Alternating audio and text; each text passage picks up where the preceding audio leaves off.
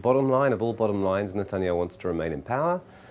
Does he calculate that if he sends Israel back to elections, essentially we've now been on every 2-year kind of routine, 2 years after the last elections, that people will allow him to persuade them that he had to do this? I don't think so. And therefore, leaving aside the essence of the dispute, I can't imagine that his calculation is that it will benefit him and the Likud to have an election 2 and a bit years after the last one. And if they do go to new elections, it's the second time in 2 years that there'll be election over the issue related to communications. Relating to the last one was about the newspaper, making it illegal to have this free newspaper given out that was owned by Sheldon Adelson, a friend of Netanyahu. And this time, over the Broadcast Authority, Netanyahu sat with the workers over the weekend and seemed to be persuaded by them. Do you buy any of that? No. There's been an endless saga about the state broadcaster and this overfunded, inefficient state broadcaster, and the imperative it couldn't be reformed, and therefore you had to set up a whole new authority.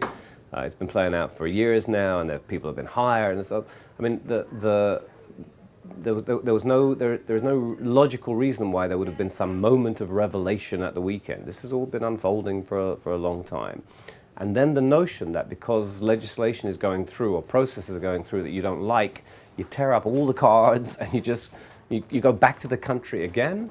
If you were talking about existential issues, if you were talking about cardinal strategic decisions on the well-being of Israel, are we going to do a peace treaty with Assad in Syria, and there's a huge argument, and the only way to solve it, is a referendum or national elections or some huge move with the Palestinians and so on.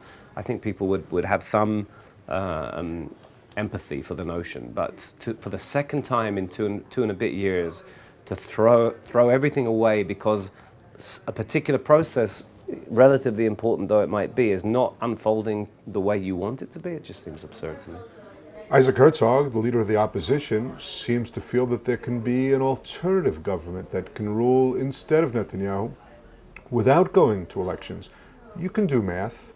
Do you see any constellation where he can put together a coalition that would govern instead of Netanyahu? I see no arithmetic that is helpful to Isaac Herzog. Obviously, he doesn't want elections because his party won, 24 seats in the last election, and the polls are showing them down at 10 and 11, so he doesn't want new elections, so he has to talk about alternative coalitions. He's the leader of the opposition by virtue of what happened a couple of years ago. If we had elections today, the polls show that he would be much more marginal, and therefore that's what's motivating him. But no, I don't see a credible process by which he heads an alternative coalition. Absolutely not. And throwing out Kahlon because you're upset with him, can Netanyahu put together a different coalition without Kahlon? Yeah, I don't see those numbers either. I assume Netanyahu is betting that Kahlon, who's also not doing terribly well in the polls, would want to avoid new elections as well. But it's the whole thing, it blew up in a few days. And then the Prime Minister flew off to China, right? So the whole country's talking about, oh my goodness, what's going on here? And he's thousands of miles away doing his very, but he'll be back and he says he'll deal with it during the Passover holiday. I'm sure he will. But it's ridiculous. This is not, we have real issues in this country. And it is silly that even you and I have spent this much time talking about it. It's not things of essential centrality to Israel, and I just think it would be ridiculous if this crisis turns out to be something that leads to elections.